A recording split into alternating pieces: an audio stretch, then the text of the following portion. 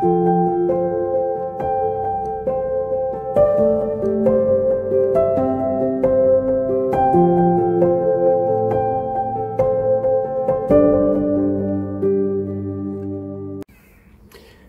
à tous et bienvenue pour ce temps de partage biblique. Ce matin, j'ai choisi un texte tiré de 2 Pierre, chapitre 3, verset 3, où il est dit « Sache que dans les derniers jours, ils viendront des moqueurs avec leur raillerie, marchant selon leur propre convoitise. » Et bien sûr, je vais revenir sur les derniers événements, les JO, où nombreux sont les chrétiens qui ont été offensés par la cérémonie d'ouverture de ces JO, et à juste titre, à juste raison, on pourrait dire, vu les scènes de dérision, de surexposition de la bêtise et de l'immoralité humaine, on peut comprendre que les gens soient offensés. Est-ce volontaire ou est-ce pas volontaire? En tout cas, ce manque de respect et de mépris envers Dieu n'est pas pour moi mon souci, on pourrait dire un souci majeur. Je dirais que ça regarde Dieu et les personnes qui ont réalisé et participé à ces spectacles de prendre eux-mêmes leurs responsabilités devant Dieu. Quoi qu'il en soit, s'ils ont voulu qu'on parle d'eux et provoquer ou se moquer des chrétiens, je dirais que c'est parfaitement réussi, car ils ont blessé beaucoup de monde.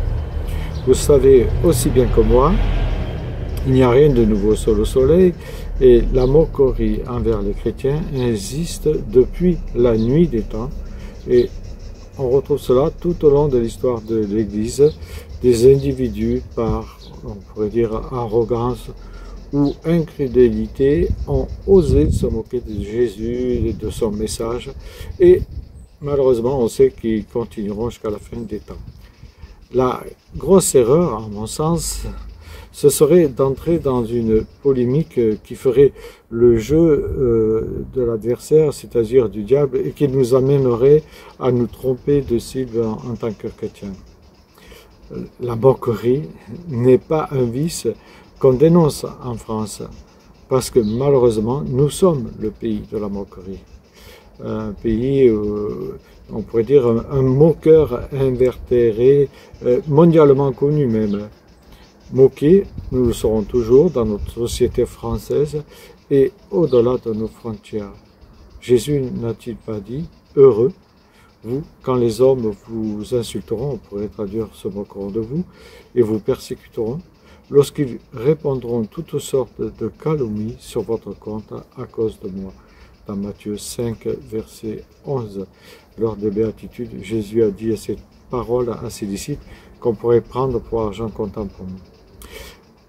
Je dirais que si Dieu permet le mal, entre guillemets, c'est toujours pour en tirer des biens d'une valeur inestimable. Car le Seigneur peut choisir diverses voies pour toucher les âmes perdues, puisqu'il est le Dieu souverain. En tout cas, c'est ce que je crois personnellement.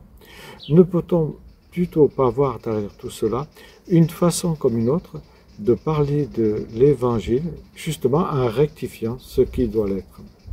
Jésus n'est-il pas venu pour les malades? Alors profitons de ce temps des JO pour témoigner à nos contemporains perdus et sans repère, on pourrait dire, ce que nous vivons justement, ce qui nous habite, ce que nous croyons.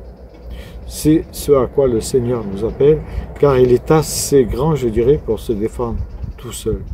Et comme le dit Paul dans l'Épître aux Galates, chapitre 6, 9, ne nous lassons pas de faire le bien, car nous moissonnerons au temps convenable, si nous ne nous relâchons pas. Soyons fiers de notre histoire, soyons fiers de Jésus, soyons fiers de sa parole, mais ne rentrons surtout pas dans une, entre guillemets, charia suicidaire. Au contraire, bénissons et acceptons que l'on se moque de nous. Les chrétiens qui aiment le Christ n'ont pas à s'inquiéter de ceux qui le méprisent. Ils sont simplement invités à être ses témoins, pas ses défenseurs.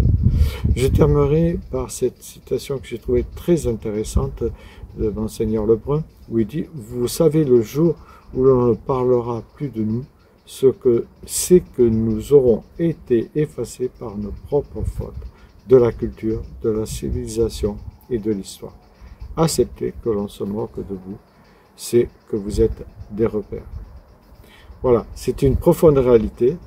La foi ne rend pas les choses faciles, mais elle les rend possibles, car rien n'est impossible à Dieu.